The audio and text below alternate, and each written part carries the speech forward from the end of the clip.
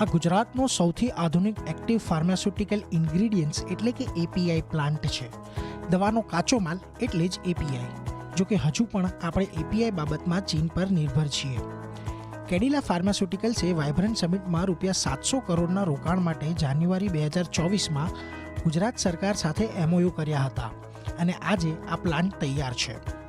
Cadila pharma રોકાણ કરનારી એકમાત્ર ફાર્માસ્યુટિકલ કંપની નથી, પરંતુ 75 કંપનીઓએ અત્યાર સુધીમાં ₹6500 કરોડનું રોકાણ કરી દીધું છે. હવે ગુજરાતમાં જે ફાર્મા પ્લાન્ટ સ્થપાઈ રહ્યા છે તે ઓટોમેશન આધારિત છે.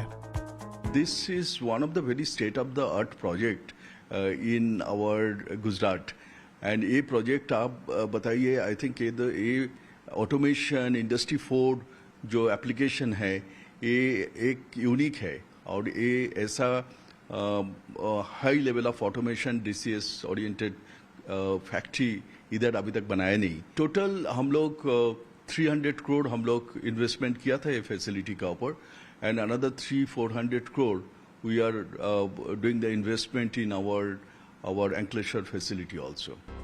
જાન્યુઆરી 2024માં વાઇબ્રન્ટ ગુજરાત સમિટ યોજાઈ હતી. તે સમયે ફાર્મા સેક્ટરમાં 33,000 કરોડના 375 કરારો થયા હતા, જેમાંથી 75 કંપનીઓએ કુલ 6500 કરોડનું રોકાણ પૂર્ણ કર્યું છે. આમાં અમેરિકાની PNGએ 2200 કરોડનું રોકાણ કર્યું છે, સેન્ડોર પ્રાઇવેટ લિમિટેડે 2400 કરોડનું રોકાણ કર્યું છે અને ભારતની કેડિલા, ઇન્ટાસ, ઝાયડસ જેવી કંપનીઓએ તેમનું રોકાણ પૂર્ણ કર્યું છે. ગુજરાતમાં કોઈપણ ક્ષેત્રમાં નીતિઓનો અમલ ઝડપી છે. નિકાસ માટે પોર્ટ અને એરપોર્ટ ઇન્ફ્રાસ્ટ્રક્ચર છે. જીએસટી લાગુ થયા પછી કોઈ ખાસ કરમુક્તિ કોઈ રાજ્ય પાસે નથી. તેથી જ રાજ્યમાં ઇકોસિસ્ટમ ઝડપી હોય છે ત્યાં વધુ રોકાણ આવતું હોય છે. આ 2024ની વાત કરું તો ફાર્મામાં લગભગ 375 એમઓયુ સાઇન થયા. આ એમઓયુની વેલ્યુની વાત કરું તો લગભગ 30,000 કરોડની આસપાસ એનું વેલ્યુ છે.